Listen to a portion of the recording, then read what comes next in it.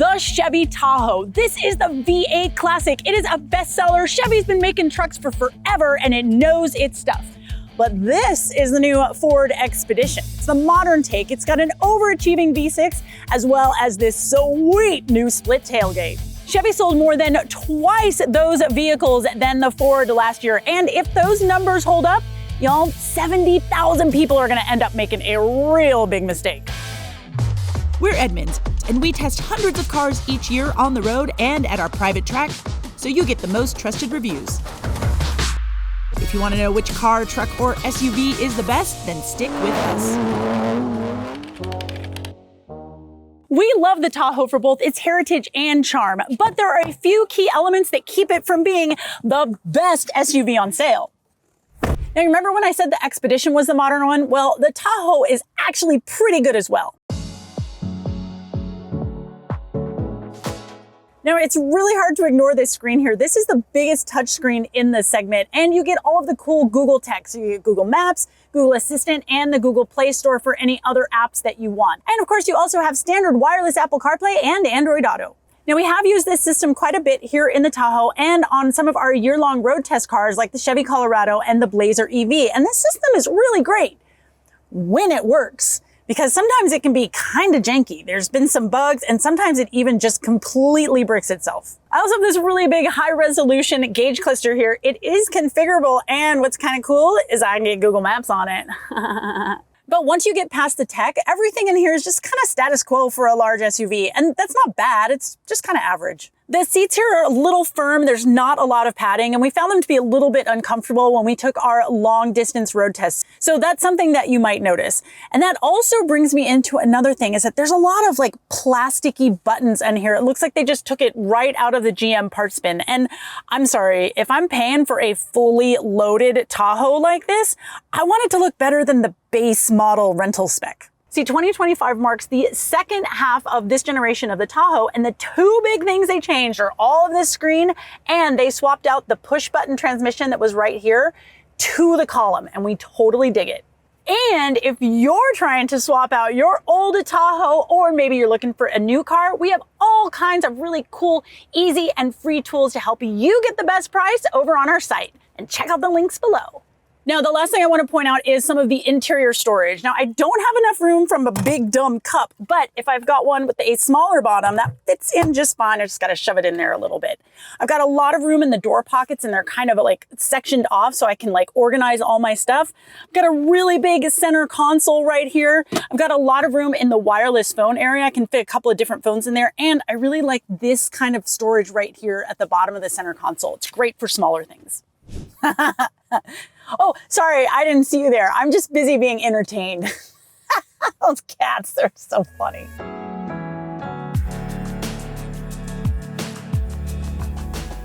Now, this door opening here is pretty wide, so the only problem that you might have with getting a car seat back here is the height. For me, I'm pretty tall, it's no big deal. If you're shorter, you might want to get the air suspension that will lower the vehicle a little bit. You can fit 3 across if you get that bench seat, and a rear-facing car seat, it's not going to be a problem, and you even have a little vent back here for your little darlings and the air conditioning. For those of us who have not been in a car seat in a while, I don't really love it back here. These seats are really flat and they're narrow. It's kind of like GM just made a lot of compromises to make sure that these seats would fold flat for max cargo space, not comfort. Now, you can get heated second row seats on everything but the base model, but the real party trick back here is that on the top models, you can get a sliding center console. So if like the air conditioning controls or your cup holders are too far away, just slide that center console back. Back here, I've got cup holders, I've got my own climate control, some USB-Cs, and a standard household outlet as well for charging. Now, to get into the third row, you can use those manual levers, but like, I got a button, so that's what I'm gonna use. Might take a minute. But you do have this large expanse back here, but getting this back down, a little annoying, and obviously you can't use it with a car seat right there. Now, once you get back here, there is a decent amount of space for adults. The wheel well kind of impedes into my legroom, but it's not too bad. Also, I've got a window right here, so it feels less claustrophobic than what you would find in other 3-row SUVs. Now back here, I have a tiny little cup holder for each side. Maybe it would hold a soda. I've got some air conditioning vents and one USB-C.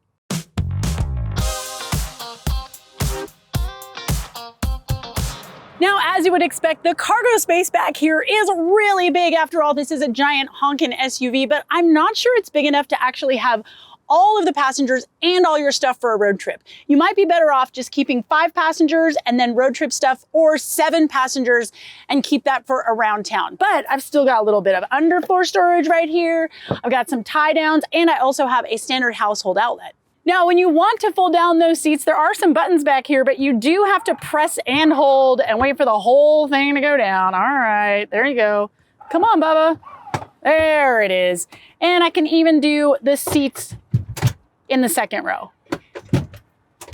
Whew, now I got a lot of space. Now with the max towing package, you can tow 8,400 pounds. That's way more than the next biggest 3-row, the Chevy Traverse, and it's even more than the larger Chevy Suburban.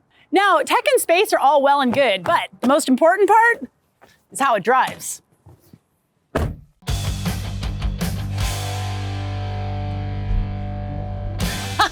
There is nothing like a V8. Now, you're gonna spend most of your time in this thing behind the wheel. So how it drives is really important for both you and your passengers.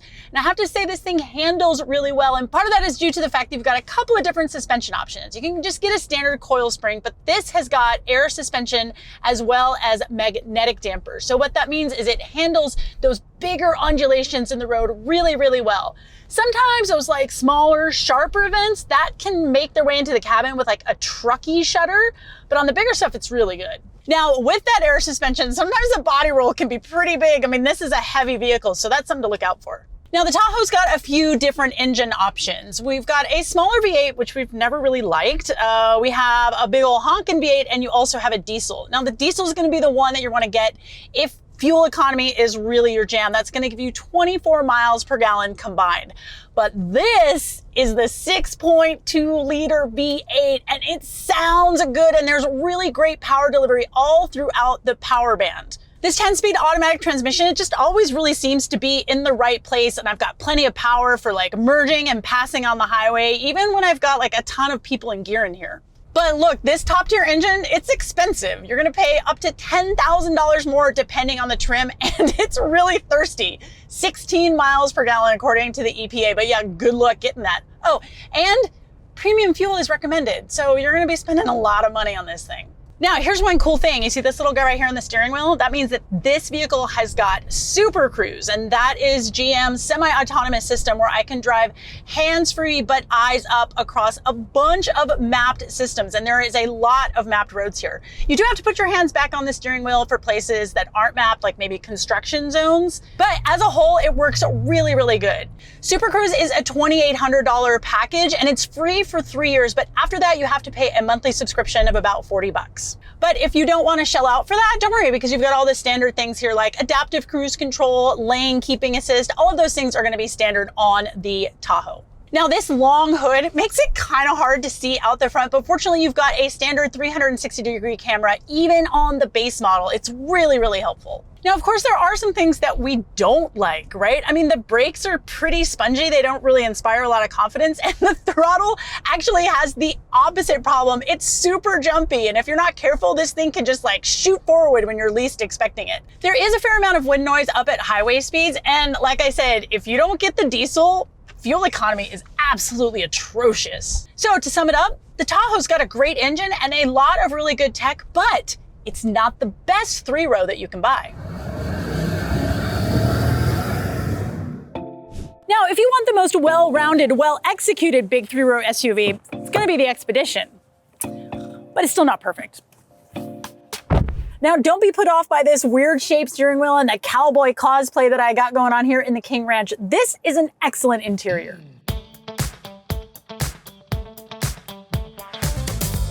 Okay, tech first. Now, Ford takes an interesting approach here. In fact, it's the same as another 3-row SUV that we've had at the office recently. Does it look familiar? We've got the same extended dash plus touchscreen that we also have seen in the Lucid Gravity. That's a super spendy 3-row SUV.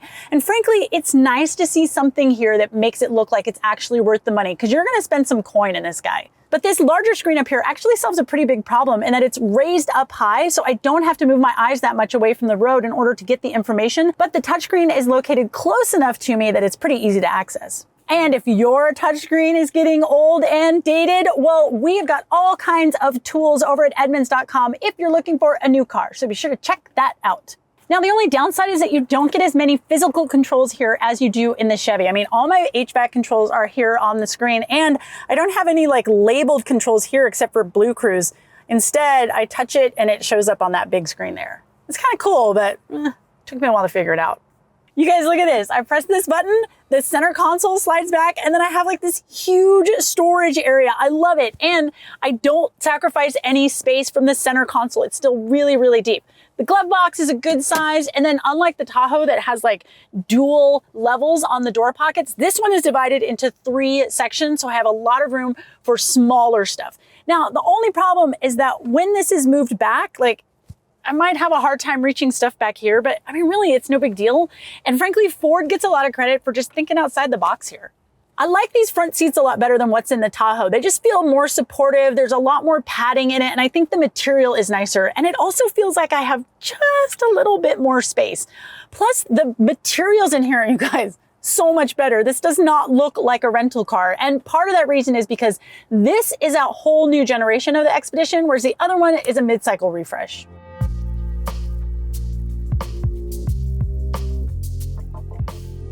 This is just as comfy back here as it is up front. I mean, these things are thrones compared to what you have in the Chevrolet. They're much more comfortable. The seats aren't nearly as flat. I've got my own climate control here, including heated seats, although these are only 2 level. The ones in the Chevy are 3 level. But I've still got AC vents up here, charging, a regular household outlet. Everything back here is really good. It's just that the seats are just that much more comfortable. Now, like the Tahoe, you've got a huge door opening, but it's not going to be quite as easy to get in a car seat. These seats, remember, are not as flat, so you're going to have to be lifting up just a little bit more, and the Ford does not have any kind of air suspension, so your ride height here is your ride height. But on all trims, except for the King Ranch, you can get a bench seat, and that means 3 across for car seats. I've got manual control to open up this seat, but I can also have a button, just push it, push that forward, and I can still have a car seat there in that second row to get back here. Oh, that's a lot easier. Now, once I'm back here, I feel like I have a little bit less forward legroom than I do in the Tahoe, but this wheel well definitely does not impede on anything. But here is the party trick. Check it out. What? I get to lean back. Oh, yeah. Now, this side has 2 cup holders. The person over there only has 1. I'm not sure what that's about, but each side gets 2 USB-Cs. You can keep everything charged, and each one gets their own HVAC vent.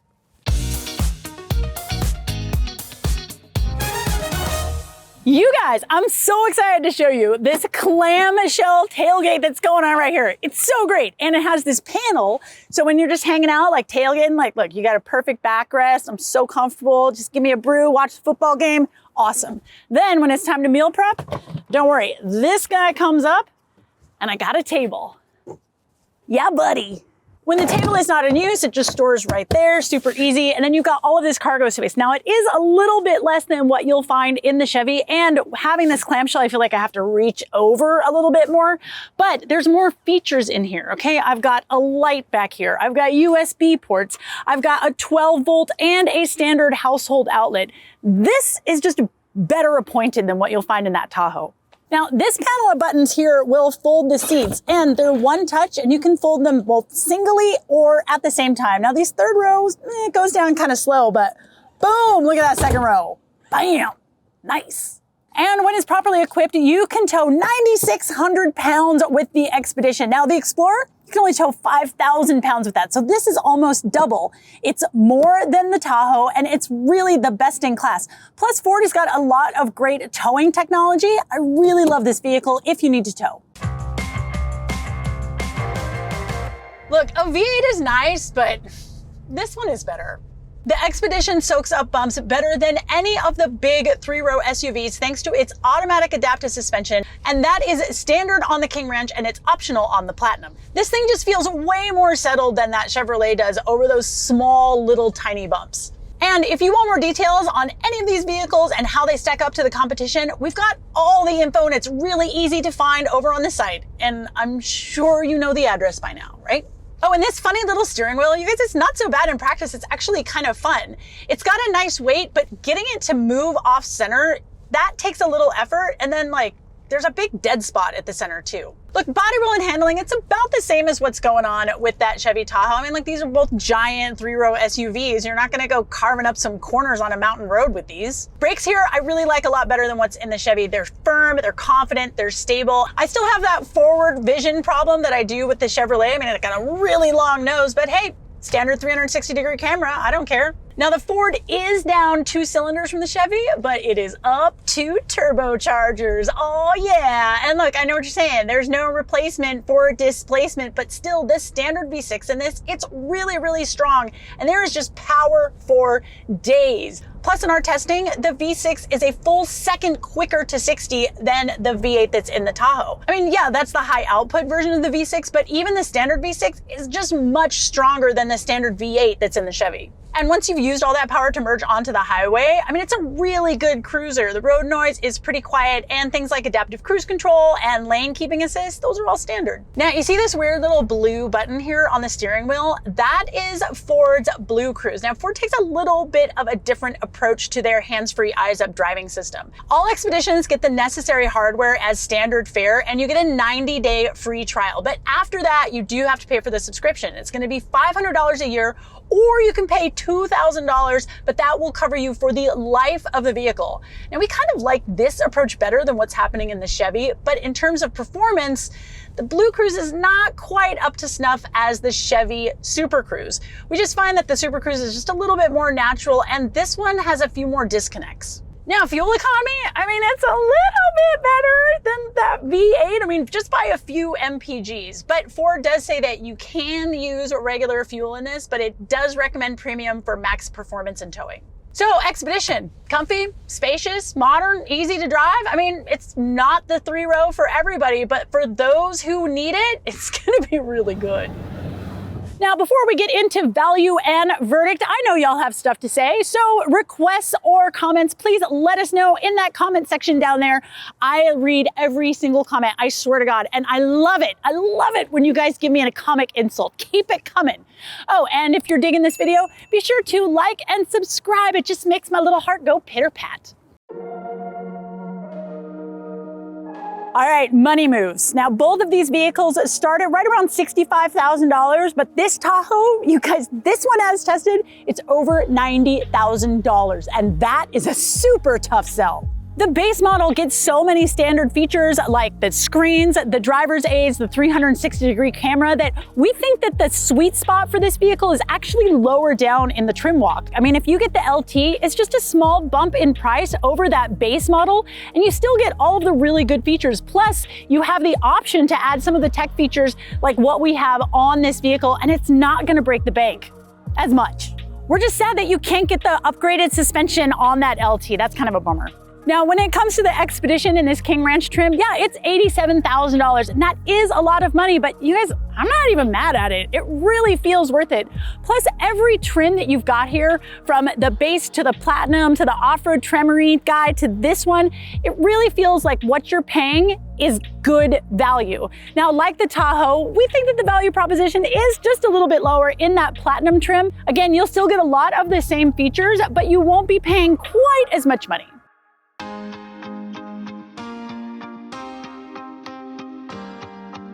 Now, I know it comes as no surprise with how I've been talking all day, but we think that the Ford Expedition is better at, well, pretty much everything. I mean, the Tahoe is fine, but it's kind of average across the board. Sure, it excels in tech and cargo, but that's about it. Whereas the Expedition, it's just impressed us across the board. Now look, the Tahoe is not a bad vehicle, okay? If you like the styling or the heritage, or you dig the interior, or you gotta have the V8 or the diesel, or I don't know, you've got 9 kids that you've gotta shove in there, that's gonna be a good vehicle for you. It's just not the best. But for most folks, listen, we've got to give it to the Ford Expedition. This is what a big 3-row SUV can be, right? It's innovative, it's comfortable, it's spacious, it's easy to drive and be driven in. Listen, if I'm telling you what to get, I'm telling you, get the Ford Expedition. Thanks so much for spending some time with me today, you guys. We'll see you next time.